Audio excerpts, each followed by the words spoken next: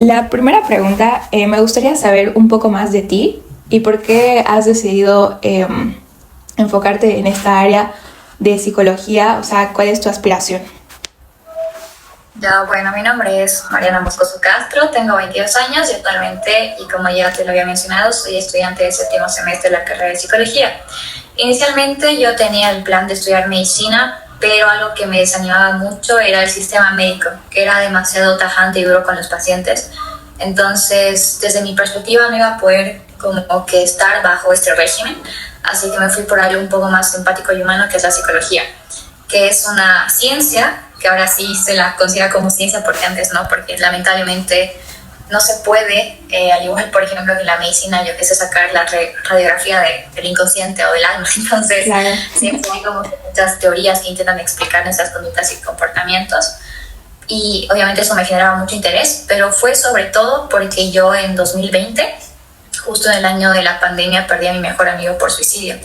Entonces fue una situación que desencadenó muchas preguntas en mí, también muchas ganas de ayudar, como por qué las personas llegan a este punto o qué se puede hacer para prevenir el suicidio y las crisis suicidas. Así que de ahí igual nace lo que es Sombría Amarilla, ¿no? Para poder funcionar como una línea de ayuda para personas que están atravesando esto. Ah, he visto que has trabajado con Sombrilla Amarilla, es como un pequeño espacio para compartir, como que ayudar a otras personas, ¿no? ¿Nos puedes explicar un poquito más de eso? Claro que sí. Sombría Amarilla nace en 2021, exactamente en septiembre, haciendo alusión al Día Mundial de la Prevención del Suicidio, y tiene dos mecanismos de funcionamiento.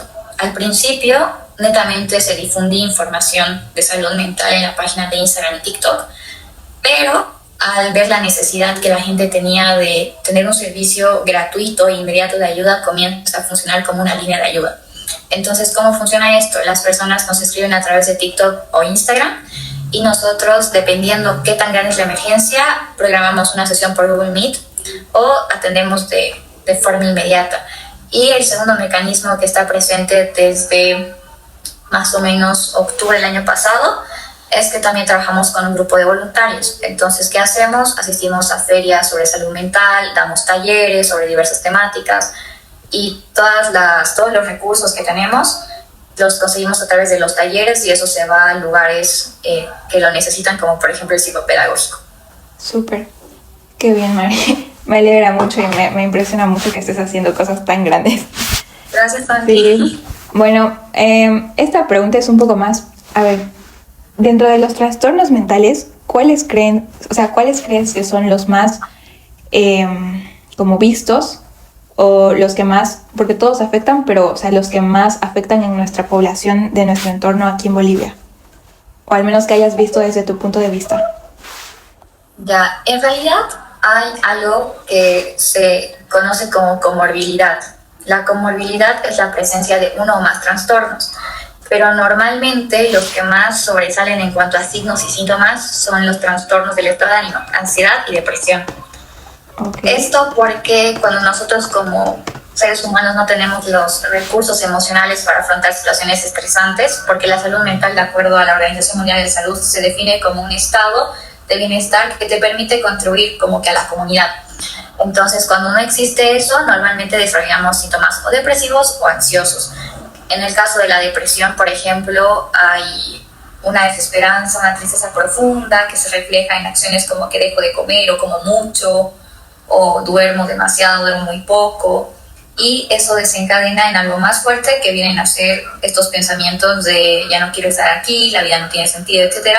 Y la ansiedad tiene como que la misma característica en cuanto a las acciones, pero la ansiedad es como un miedo a algo que no es real, a situaciones que pueden venir o que yo me estoy imaginando, o también pueden conectar con recuerdos o situaciones que en su momento hayan sido traumáticas o dolorosas y que están generando que en este punto de mi vida me desborde. Entonces, normalmente lo que más ves, digamos, en la juventud, en los niños, son síntomas depresivos y ansiosos. Y además, algo que ha hecho que esto crezca ha sido la pandemia, porque nos hemos visto enfrentados a básicamente lo más oscuro, tanto de nosotros como de nuestras familias, y hemos tenido que estar como que ahí subsistiendo con algo que nunca habíamos pensado que podía suceder. Claro. Y acerca de la ansiedad, ¿cuál es son una de las principales características? O sea, ¿cómo puedo detectar si yo tengo ansiedad o no? Bueno, una de las pautas más importantes que vas a poder sentir en tu cuerpo sobre todo, porque en realidad las emociones tienen muchas formas de manifestarse. Entonces la ansiedad se presenta como una sobrecarga que tenemos de energía, pero que va muy asociada al miedo. ¿Qué pasa cuando tienes miedo? O te paralizas o escapas o te defiendes. Entonces es como un estado de alerta en el que yo, por ejemplo, puedo presentar sudoración, puedo presentar como que taquicardia o que mi respiración sea muchísimo más rápida, pero cada persona también vive su ansiedad a su manera. Hay personas, por ejemplo, que cuando están muy ansiosas se comienzan a rascar o tienen estos impulsos de golpearse o de hacerse daño. Entonces es algo que usamos mucho en psicología y es como que hay que ver caso por caso. Pero algo que te puede guiar muchísimo es un manual que nosotros manejamos en psicología, que es el DSM, que te da como que unos 5 parámetros como que fijos de cómo se presenta la ansiedad en los pacientes. Entonces tendrías que evaluarlo, por ejemplo, a nivel sensación, qué está sintiendo la persona en su cuerpo, a nivel emocional, con qué otras emociones asocia esta ansiedad, y también a nivel cognitivo, qué pensamientos son los que disparan esta ansiedad. Porque cuando hay ansiedad igual hay como que igual mucha sobrecarga de pensamientos, pienso uno, pienso otro, y estoy ahí desbordada. Claro, ya está. Bueno, a ver, la siguiente pregunta que tengo es, ¿consideras que todas las personas, o sea, tenemos, aunque sea un nivel pequeño de ansiedad en nuestro día a día? Sí, porque todas las personas hemos estado de una u otra forma como que sometidas a atravesar ciertas circunstancias, y la ansiedad al fin y al cabo igual es una emoción, y las emociones están constantemente acompañándonos. Y además, yendo un poquito más atrás, se mencionan en diversos textos que la ansiedad y el miedo son de las primeras emociones que surgen en el ser humano, porque son las que nos permiten mantenernos a salvo ante potenciales riesgos, tanto mentales como reales. Ok. A ver, en el momento de la crisis ansiosa, bueno, claro, hay diferentes casos, pero ¿cuál crees que es una recomendación o alguna estrategia que te ha servido en el momento de ataque? Hay 2 técnicas que considero que han sido las más valiosas, tanto a nivel personal como atendiendo a personas con ataques de ansiedad y pánico, que son la respiración y el tema de ingerir agua y otros alimentos que ayuden a la salivación. ¿Por qué? Porque tanto la respiración como la ingesta de agua, o algo que yo les recomiendo mucho a las personas que atiendo, es que siempre tengan a la mano gomitas Mogul ácidas, porque al ser ácidas te provocan altísima salivación. Te mantienen conectado en primer lugar con el presente y evitan que tu cabeza se me vaya para adelante o para atrás, y también ayudan a que tu sistema nervioso se regule y que sepa que no está pasando nada malo, que vas a estar bien. Entonces son esas 2. Entonces una es la salivación a través de, puede ser cualquier dulce o algo que tengas a mano, y la otra es la respiración. Hay diversas técnicas de respiración, pero hay una que es la que más se utiliza, que es inhalas 4 segundos, mantienes 2 y exhalas otra vez en 4. Eso hasta que te comiences a sentir más tranquilo. Y obviamente algo que es un factor protector es que alguien esté contigo en ese momento, como que te hace sentir más seguro. Ok. A ver, ¿existen a partir de la ansiedad diferentes tipos de ansiedad? Diversos tipos de ansiedad, no. Lo que sí se puede incrementar y puede variar es el nivel de ansiedad que estoy sintiendo. Y aquí te voy a hacer una diferenciación. Por ejemplo, el ataque de ansiedad, imaginando que lo vamos a categorizar en un semáforo. A ver, el semáforo tiene verde, amarillo y rojo. Entonces el verde sería un estado relativamente normal, o esa ansiedad que conocemos como cotidiana. Por ejemplo, mañana tengo un examen y estoy un poco ansiosa porque no sé cómo me vaya a ir o qué me vayan a preguntar. Ya, al final eso tú como que lo calmas solito, o al final se te pasa y listo. Okay. La ansiedad que estaría en amarillo sería esa que ya te está produciendo demasiado malestar físico y que te hace sentir que algo malo te puede pasar en ese momento. Y la ansiedad que está en rojo, que vendría a ser lo que se conoce como un ataque de pánico, es un extremo miedo a pensar que me puede pasar algo, pero asociado más a la muerte, o sea que me voy a morir. Entonces esta ansiedad es tan fuerte que algunas personas llegan al hospital porque piensan que les está dando un ataque al corazón, porque los síntomas físicos son altamente agresivos con el cuerpo.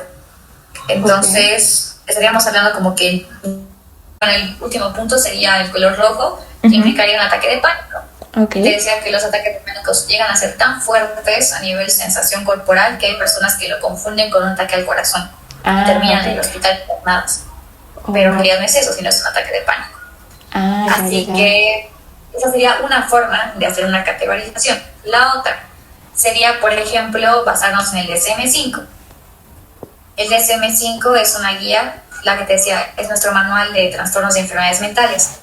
Entonces, por ejemplo, existe el trastorno de ansiedad por separación, que es cuando los niños pierden, por ejemplo, a uno de sus cuidadores, a uno de sus padres en un accidente, y por ende tienen miedo a desprenderse de esta figura que para ellos representa seguridad. Entonces tienen varios síntomas que surgen a raíz de esto. Luego tenemos el trastorno de ansiedad generalizada, que es cuando la persona tiene como que más predisposición a que cualquier estímulo le genere más ansiedad de lo normal o de lo considerado normal. Lo que te decía hace rato del examen. Por ejemplo, si yo me pongo un poco nerviosa antes del examen, de repente si tengo un trastorno de ansiedad generalizada, voy a vivir esto 3 veces más fuerte, y así con cualquier pequeño detalle de la vida. Ok. Entonces va más por ahí. Ok, y una pregunta, lo que te decía hace ratito acerca del TDAH, bueno, algo así creo, ¿eso proviene de la ansiedad o ese es otro trastorno?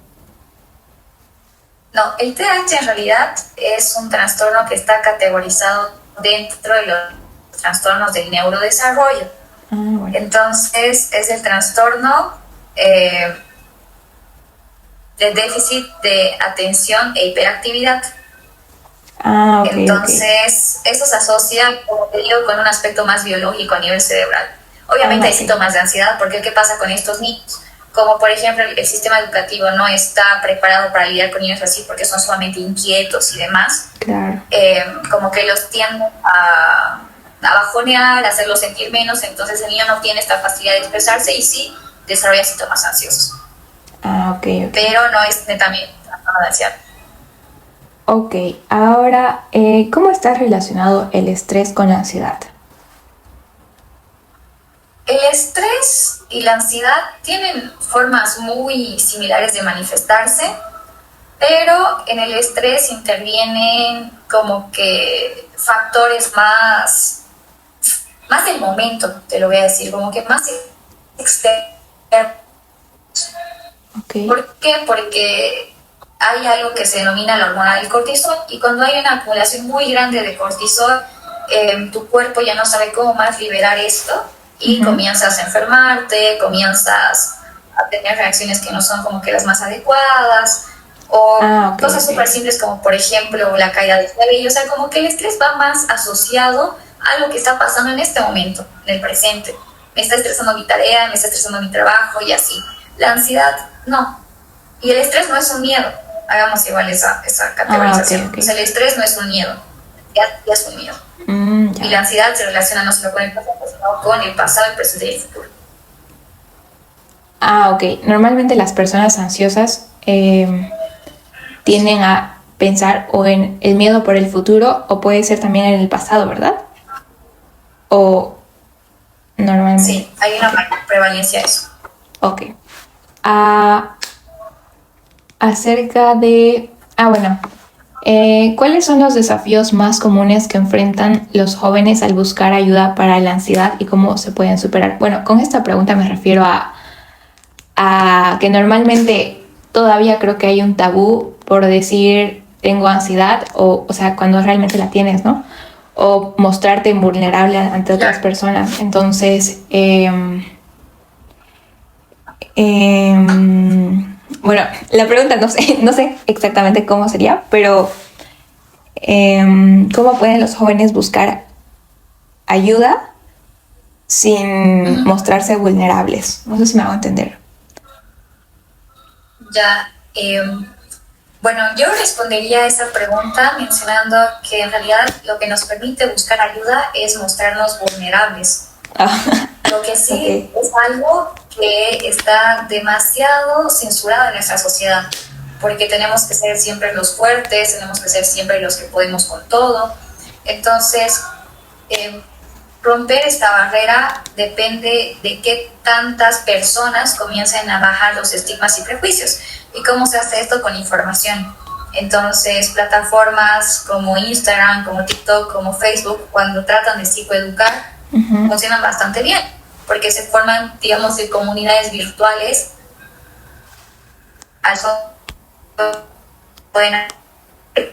Pero lo malo de esto es que necesita sí o sí valorar mucho más allá a la persona, lo que implica un proceso de psicoterapia. Y hay muchas personas que sí tienen acceso a psicoterapia, tienen acceso a su terapeuta, pero hay otras que no, porque en Bolivia no existe ninguna normativa que pueda regular todo lo que implica salud mental. Entonces, hay cierta población de jóvenes que van a tener acceso a un servicio de salud mental, pero hay otra parte que no. Y también hay que pensar en la gente incluso que no tiene un teléfono celular y que también tiene ansiedad. Claro. Entonces, un poquito usando lo que tú vas a hacer a futuro, el tema de crear, yo que sé, algún dispositivo en primer lugar que informe y que te dé como que estas estrategias para poder afrontar la ansiedad de una manera rápida y eficaz, o sea, sería una muy buena solución a un problema que cada vez es más grande, ¿no? Claro, porque normalmente es en el momento cuando hay que actuar, ¿no? O sea, por ejemplo... Sí, porque... Claro. A ver... no sé qué te iba a decir, me olvidé. Pero...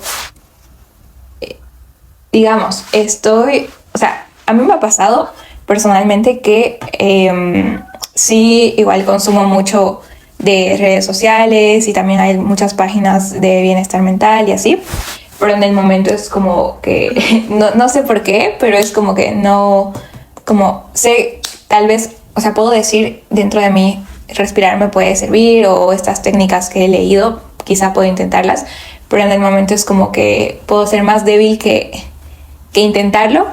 Entonces, claro, me sirve mucho la información, pero a veces puedo ser más débil, entonces no sé cómo...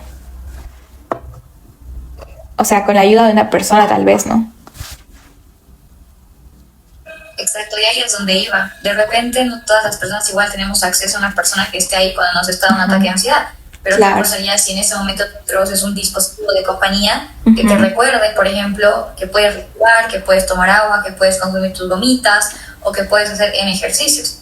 Y que esto sea algo que la persona vaya aprendiendo de manera progresiva. Porque, seamos honestos, desde que somos pequeñitos y hemos estado en el mismo colegio, ¿cuántas veces nos han hablado de qué es la ansiedad? O de que nos podemos poner mal, nunca en la vida. Nunca, sí. Entonces no sabemos qué es la ansiedad, no sabemos cómo reaccionar y cómo cuidarnos. No sabemos ni siquiera que se puede regular y nos asustamos. Claro. Entonces, la compañía acompañada de la información son una respuesta vital en este caso. Es verdad, me sirve mucho lo que me estás diciendo porque es muy cierto si en el momento tienes algo que por lo menos te puede aliviar momentáneamente, ¿no? Yo tuviera algo, digamos, que detecte, por ejemplo, que mi corazón está comenzando a latir más rápido porque estoy comenzando a sentir ansiedad o que estoy sudando o que mi respiración se ha incrementado y no se vibre o suene o algo, como que, oye, algo te está pasando, respiremos, no sé. Claro. Me ocurre, no sé cómo vas a hacer. Es una buena idea porque... me imagino, ¿no? Claro, porque, por ejemplo, o sea, puede servir... He escuchado que hay un método que es el método de grounding, creo, donde son como 5... Tú debes saber seguramente de 5, que 4, 3... Ajá, pero no me acuerdo en qué consiste, pero es algo para... ¿Me puedes contar un poco sobre eso? Claro, no me acuerdo exactamente el orden ahorita, siempre tengo mi chance cuando me las cosas, aunque no me creas, porque es con los sentidos, pero se me olvida cuál es primero. No pasa nada. Ya. Sí. La verdad que tengo así mi cuadernito con, este es el orden, digamos. Ajá, claro. Ya. El grounding es como que una técnica de que te decía hace rato, de conectar con el presente para que la persona que está siendo afectada por la ansiedad no se vaya ni al pasado ni al futuro, y no de que los pensamientos estén ahí manejando la reacción que está teniendo. Entonces, ¿cómo conectas con el presente? Conectando con tu ambiente.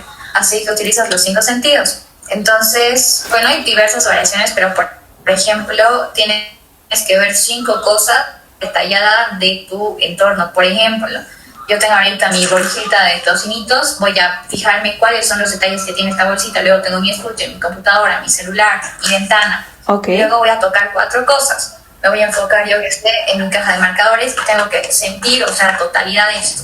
Luego tengo que escuchar 3 sonidos, no sé, la iglesia que está al frente, los autos, tu voz. Luego tengo que olfatar 2 y por último tengo que saborear 1. Entonces, yo les recomiendo ahí, cuando tienen que meterse a la boca, que sea algo ácido, un poco mezclando las técnicas. Y en el caso de los aromas, que traten siempre de tener a la mano algún olorcito que los haga sentir a sal. Por ejemplo, a mí me encanta el tema de tener el perfume de mi mamá. Oh, sí. Entonces, claro. tener tu kit de emergencias cuando me esté dando un ataque de ansiedad es bárbaro. Espectacular, sí. Sería muy útil. O sea, estaba pensando hacer como un kit de crisis en el momento. O sea, creo que me estás guiando mucho porque me puede servir incluso combinando con la tecnología, que claro, tal vez no se podría hacer ahora, pero la idea está ahí.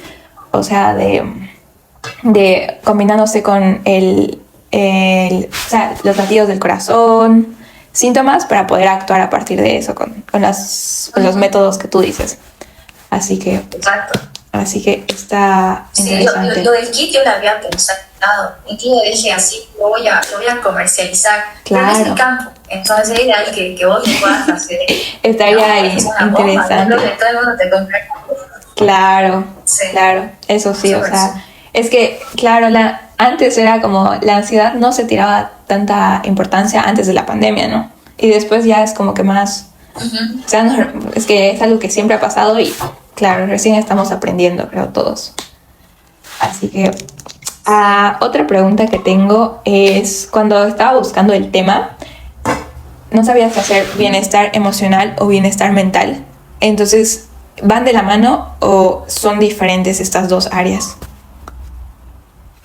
Van de la mano. Ok. Algo que te puede ayudar hartísimo es imaginarte 3 esferas que están interrelacionadas. Okay. Son sensación, emoción y cognición. Cognición en este caso haría referencia a la mente, o sea, todos los pensamientos y a todo lo que engloba, digamos, eso. Y las emociones, las reacciones que tenemos, y las sensaciones, cuerpo, o sea, cómo lo sentimos en el cuerpo. Entonces no los puedes separar.